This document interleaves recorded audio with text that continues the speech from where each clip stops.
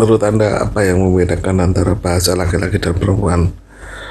Ya, kita akan membahas ini sedikit karena kalau Anda lihat di internet itu tulisan saya tentang perbedaan bahasa laki-laki dan perempuan itu sangat banyak yang membaca, padahal cuma artikel sederhana. Lanjut saja ya. Ada beberapa perbedaan mendasar tentang ragam bahasa laki-laki dan perempuan. Ya, tetap bahasa Indonesia tapi kayaknya tidak sama. Karena memang otaknya laki-laki dan perempuan tidak sama.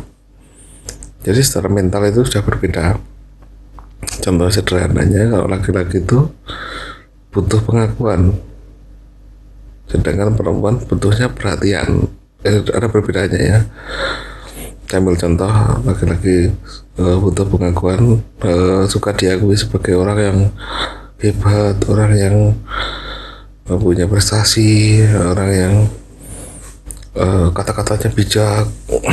Sedangkan kalau perempuan tidak butuhnya perhatian, mereka tidak butuh, wah kamu pintar ya, itu buat perempuan biasa saja.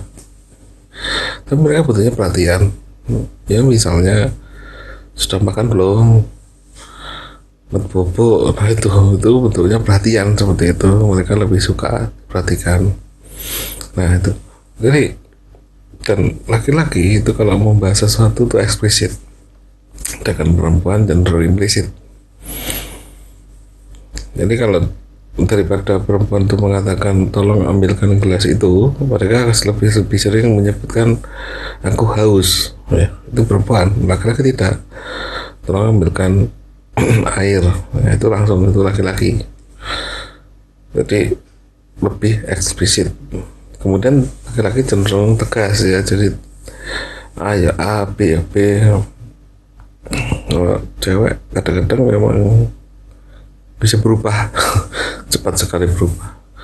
Misalnya ingin makan ini, ganti dengan aduh kayaknya nggak enak, aduh apa ya, itu seringkali dapat berubah. Tapi memang itu bentuk dari apa ya, ingin diperhatikan saja. Dan perempuan biasanya berbahasa itu eufemis itu dihaluskan, daripada mereka bilang ajar Jawa ya asu gitu ya umpatannya. Kalau perempuan Jawa menggunakan asam, jadi asam, wah asam nih, nah, itu sebenarnya berasal dari perempuan. Jadi perempuan yang mengganti asu dengan asam. Memang nggak ada relasinya, tapi relasi maknanya, tapi relasi bunyinya kan mirip. Nah maka itu sifatnya eufemis. Ya karena laki-laki butuh pengakuan, kadang-kadang kata-katanya bombastis, besar-besarkan. Ya sedangkan perempuan tidak ya, cenderung lebih dramatis. Kadang-kadang karena ingin diperhatikan, dia akan berdrama riak. Ya drama.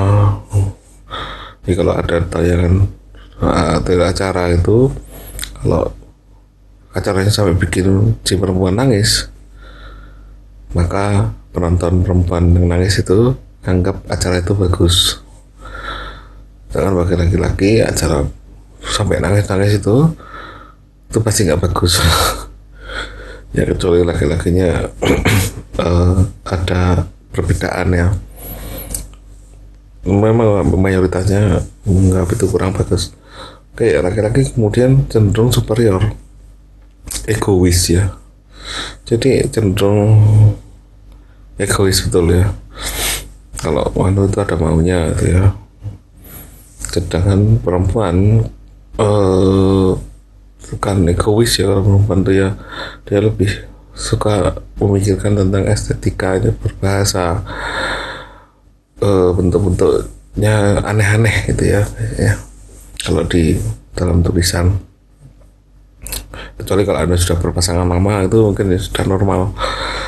Kemudian tapi laki-laki itu cenderung ke hal yang sifatnya besar dan jauh ya. Ada politik, ya bukan orang politik tapi suka membahas politik, sepak bola misalnya,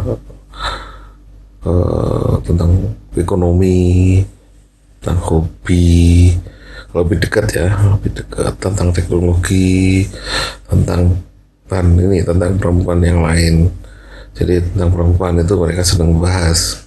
Sedangkan kalau perempuan tidak suka membahas laki-laki, karena kalau membahas laki-laki ya sempat selesainya.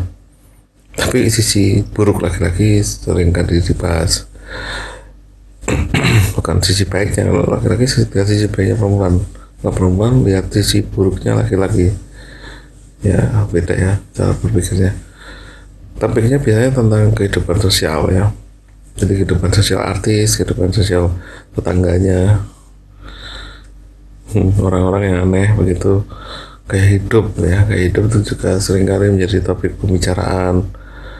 Misalnya tren mengikuti tren apa, desain HP termewah misalnya ya, atau apa ponsel yang canggih gitu ya, padahal juga nggak mau mampu beli, tapi ditonton aja menarik ya, karena hanya banyak orang yang hanya ingin tahu. Itu perempuan biasanya.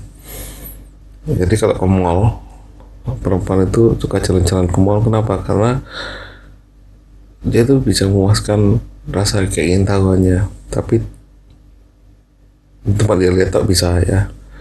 Laki-laki tidak bisa. Laki-laki itu kalau ke mall ya memang ada tujuannya beli sesuatu atau untuk main apa itu, tapi tidak untuk jalan-jalan ya. Itu bedanya, karena dianggap kayak hidup ya.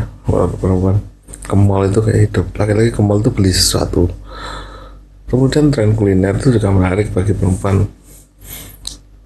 Makanan yang enak, makanan yang aneh, bukan aneh ya, maksudnya yang lain daripada yang lain gitu ya, menarik ya, menarik viral. Jadi kehidupan artis itu tadi sudah saya sebut, buku yang sedang digandrungi, novel apa yang bagus itu misalnya juga sering dibahas perempuan. Laki-laki jarang bahas buku ya, kecuali buku-buku serius, buku politik, agama ya, seperti itulah. Oke ya, kita lihat bagaimana laki-laki dan perempuan memandang orang yang ada di dalam gambar ini. Kalau laki-laki memandang orang transgender akan merasa risih dan gelisah. Ini apaan nih ya? Aduh, perang pedang dong ya. Dia masih punya kemaluan nggak, atau pikirannya pasti seperti itu, risih ya. Jadi cenderung kurang nyaman. Bertemu banci pun juga kurang nyaman laki-laki itu, apalagi ketemu homo, takut ya, karena kelihatannya laki-laki tapi ternyata orientasinya lain. Kemudian kalau perempuan lihat gambar ini, wah cantik ya, iya dia kan berusaha bagaimana caranya cantik, makanya dia operasi banyak, sering habis miliar-miliar rupiah. Jadi perempuan pun juga lebih nyaman misalnya berteman dengan banci, karena dia tahu banci tidak akan berharap pada dia. Kan perempuan takut berteman karena takutnya si laki-laki itu punya pengharapan terhadap dia. Maka atau mau melakukan kejahatan terhadap dia ya, maka misalnya